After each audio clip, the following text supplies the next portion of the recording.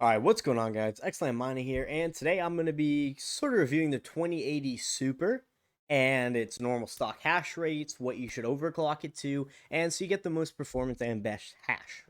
Now, this is going to be a pretty short video, just let you know what those overclocks are, what hash rates you get, and we'll be good to go. Now, getting right into it, if you bought this card at MSRP, you'd be looking at $679 right now on the EVGA website, right? However, that's not likely. What's more likely is you're going to be buying it on Amazon or something for, potentially $1,400, right? Which is, not really what you want. It's quite a bit above MSRP. Now, right out of the box, according to Better Hash and some tests I've run and seen other people have, for example, on Phoenix Miner with Ethereum, Ethash, you're going to be looking at 36. I think out of the box, I got like 34, 35. And so around the area is what you're going to be looking at for potential. Now, if we go over to what to mine, we'll just do 2080, for example. Boom, calculate. It says about 40, right? So if you got that 2080 Super, you're going to be looking at potentially 43 on overclocked. Now, for overclock settings, I'm going to pop up on the screen what I got currently running. Boom, you can see 2080 Super running about 43.12 mega hash. Also running at 51 degrees Celsius with a 80% fan speed. And this is staying pretty stable. I've had this here for a while, and I really like it. Now, for overclock settings, we are going down to 170 watts. So if you look over here, let's see, TDP 250, right? So we're having a really good drop there in the 170 watts. So boom, here we go. Have that 170 watts, 8 fan speed. Now we're going negative 300 on the core. For majority of cards, you're going to want that core downgraded, right? That's going to give you a better mega hash. Now, it's going to vary from card to card, and I always recommend people go look up what overclocks other people are using so you can kind of find a stable amount, for your specific card. Now, for the memory, obviously, we got a huge jump here, 2600. That is massive, right? Pretty nice amount. And if you're on Windows and using like MSI Afterburner or something like that for overclocking, basically just half the amount for the memory because I'm on HIVE OS, right?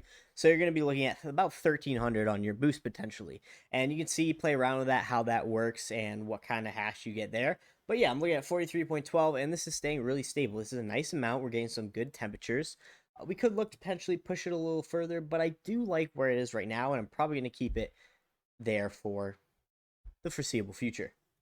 We look at other places like MinerStat, for example, on other Ethereum pools, 44, 44, they're getting maybe 0.3, 0.4 more than me, which I could probably get if I boosted it up a little bit more, but that's less than 1 mega hash, not really that big of a deal. Now, the market is really low right now. Ethereum's at 2,700. We had a little bit of booms here and there when people were pulling out, but now we're kind of stagnant at some low profits at this amount. So if you go all the way down, direct mining is so low at the moment, but you're making, everything is $4 compared to 3, potato. So you're looking at about $3 per day, right? And 90 in a month. So if you were able to buy this card for retail value at close to $700, you'd be looking right now at a 7-month ROI, which in and of itself, isn't the worst, but it's obviously not the best because of how the market is right now. I'm no financial advisor. Don't listen to me. Do whatever you want. But once this goes up, we could be hitting that 5, 6, 7, 8, even up to 10 potentially per day. And that would be getting you, close to like $300 a month.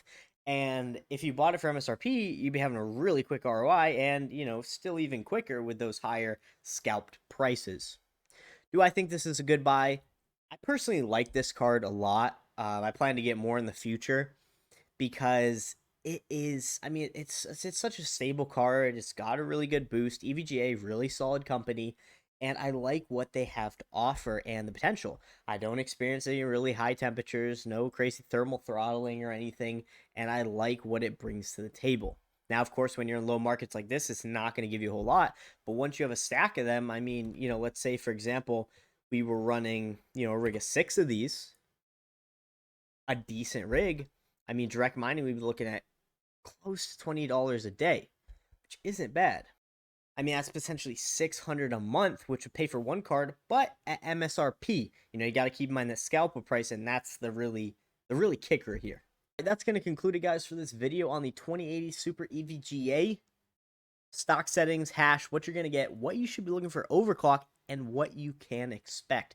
Hope you guys enjoyed this short little video. I hope you guys get a bunch of money from that hash on the 2080 Supers, and I'll catch you next time.